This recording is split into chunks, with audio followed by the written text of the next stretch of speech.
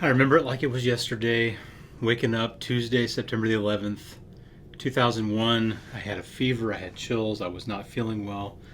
That day I was supposed to go into the hospital on a health psych rotation and do heart and lung transplant evaluation, psych evaluations, and didn't feel well at all. I knew it wasn't the place I needed to be, and so drove down to Walmart to get some Sprite, some over-the-counter medication to kind of help me feel a little bit better.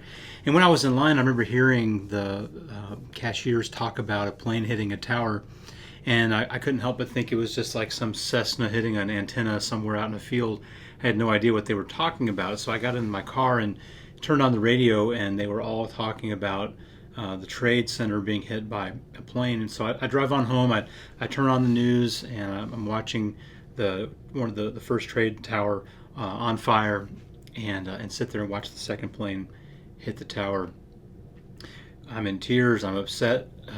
Very depressing thing to watch, to experience there on live TV as they're trying to figure out exactly what's going on. And as I saw that second plane hitting the tower, you realize this is a jumbo jet. This is like a 737 plane with probably 100 and something people on board. And it dawned on us all at that moment that this is an act of terrorism. This is not just an accident, but this is very intentional. And then we began to hear about the Shanksville plane and the one that hit the Pentagon, and just everything just seemed to be falling apart around our eyes. And the part that was the most stunning for me in that moment was sitting there watching the TV as the towers were on fire, and watching them just collapse into the ground. I just knew that with my own eyes I had watched 20,000 people die as those towers hit the ground. I thought, how large are these towers? How many people are standing at the bottom of the tower looking up at what's going on, having no idea that these towers are going to collapse? How many people must have died in the blink of an eye? It's as sad as it is. It's truly incredible that 3,000 people died and not 30,000 people on September 11th when those towers collapsed and the people started running for their lives, people jumping out of the windows. Just sort of terrible thing to watch. Up until that point in my life, I really knew exactly who I wanted to be and what I wanted to do with my life. Since I was 16 years old, I'd wanted to be a clinical psychologist, and I had planned out my time at Harding University to finish in 3 years so that I could go on and spend about 4 or 5 years getting a PhD in clinical psychology. Put me at the University of Florida from 2000 to 2002 to work on a doctorate in clinical and health psychology there at Florida. With some amazing people. It was an amazing opportunity, but something broke that day in my soul, and I began asking myself questions like, why are you here? Why are you doing what you're doing? What is the most important thing that you could do with your life? And when it's all said and done and you breathe your final breath, you're looking back on your whole life, what of all the things that you accomplished will last forever? Now that question unsettled me very badly, unsettled me to the core. Am I doing anything that's going to last forever? Am I doing good things? Yes. Am I doing things that make a difference? Yes. Am I doing things with the majority of my time that are going to have an eternal impact? I was just very unsettled by that answer. Now, this is not a condemnation on anyone who chooses any other profession, but ministry is a very hard profession. It's not for everyone. But in that moment, I knew that I had to go into ministry. Now, to be completely transparent and honest, I really let things go because I really didn't want to continue to do what I was doing. It was like a 70, 80, 90 hour a week commitment to be in the lab, to be doing research, to be doing therapy, to be doing testing, to work on a grant, and to take a full load of grad classes at the doctoral level. That's time consuming. There were weeks I didn't see the sun go up, the sun go down, just darkness in the morning, darkness in the evening, going in and out. And so I really didn't want to lose my opportunity. I had a full ride, I had an assistantship, I had no student loans. It was not something I wanted to walk away from. And so I kind of hung on, but something inside of me was just eating at me saying, this is not what you're supposed to be doing. God is calling you away to something else. And so I ended up on academic probation. As things slid, I really didn't do a very good job with things. I feel bad about that in retrospect. My heart wasn't in it, and I really think I was going through a season of not just transition, but a season of depression as I was letting go of some things that were very difficult to let go of. And along with that was my own codependency of the people who I thought were kind of relying on me, that I accomplished this thing, and it was letting people down to let go of this opportunity. But what I didn't understand was that as God is calling me into something that's making an eternal difference, it's not about letting people down. It's about being obedient to what God is calling you to and where He's calling you. And so I eventually withdrew from the program and enrolled at Harding University in Memphis, now called Harding School of Theology, to get a Master's of Divinity. Changed my life. September 11th changed everything. And it put things into crystal clear, sharp focus, not in the specifics of where I needed to go and what I needed to do, but that what I was doing was not what I needed to be doing. And it started with some traumatic events that led to some piercing questions about life and meaning and purpose and direction and vision and priorities and principles.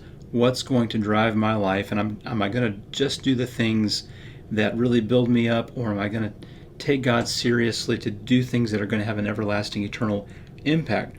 Now, that's something that even in ministry I should and have to continually ask myself, are the things that I'm doing the things that are going to make the most difference for the longest amount of time, for eternity? That when you get into eternity, when you get to be with Jesus forever, will there be lasting repercussions in a positive sense of the life that you lived?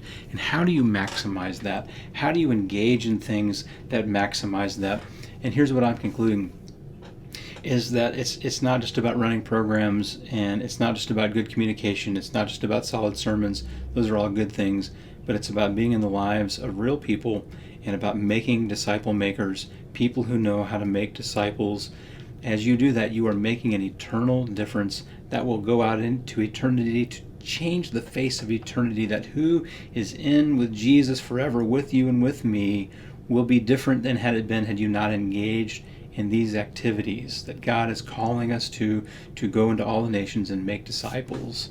So I hope this is an encouragement to you, and maybe you're in a season of life where you're asking some really tough questions and you don't feel like you have a lot of good answers to these questions, and maybe these are some of the questions that you need to be asking, or maybe you have some questions that we need to think about, of what are you doing, why are you doing it, and will the results of your life last forever? Very important questions. I hope you'll ask them and consider that. And again, that doesn't mean everyone's called into ministry. You can do it right where you're at. In fact, that's exactly what we need, are people in a job, in a vocation, who are devoting their time not just to more ministry programs, which are good, well and good, but to really being in the lives of other people to help make disciples of the nations, which is converting non-believers but also maturing the faith of those who are already Christians. This is the most important work that we can do, and it will come with tremendous reward, but also tremendous challenge. And so we're going to have to equip ourselves to do this. And this is something that I'm spending time at mattdabbs.com doing, and we'll be spending some time at wineskins.org also doing, to equip people to make disciples of the nations. If we engage in this, not only will our lives find purpose, but our churches will grow again, and the culture of our churches will become more healthy. But it all is going to start with asking some really tough questions about the way we're currently operating and the things that we're doing with our lives, the way we're spending our time, the way we're spending our money, and what our priorities and purposes are. Because if you don't define those, they will define themselves for you, and you don't want to be lazy in how you spend your life, that you're going to look back on all this one day and say, did I do the daring thing? Did I do the risky thing? Did I go out in faith and step out trusting God? Or did I just kind of do my own thing and go my own way? Because when we do our own thing and go our own way, those will also create everlasting repercussions, but not in the direction that is most desirable. And so I hope this spurs some thoughts. Again, in the comments, ask your questions, the questions that have spurred you on to engage in new endeavors, to start into new things, to follow God's leading and God's calling. Like, what kind of questions were you asking at those pivotal moments that helped give you some answers to guide you in the direction that God was calling you, so that we can attune to hear God clearly in times of great difficulty, in times of transition, to challenge ourselves into new things, purposeful things, intentional things that advance the kingdom of God. God bless you. Thanks for watching. If this is meaningful to you, I'd love if you subscribe. If not, that's okay too. No pressure. We're nearing that 1,000 subscriber mark, and that just humbles me and just incredibly. Every time that number goes up, I literally pray, God, thank you for number 853. Thank you for 854, whatever the number is. And I just pray, God, let what happens at the Wineskins YouTube channel be meaningful and productive in the lives of those who are subscribing, the lives of those who are watching. I literally pray for each of those numbers. I don't know what's going to happen if it ever goes up any faster than it's going up. 2 or 3 a day is fast enough for me to pray for each of those numbers, even if I don't have a name. If your subscription's not public, I'm just praying for your number, that this is meaningful to you. So thanks for watching. God bless.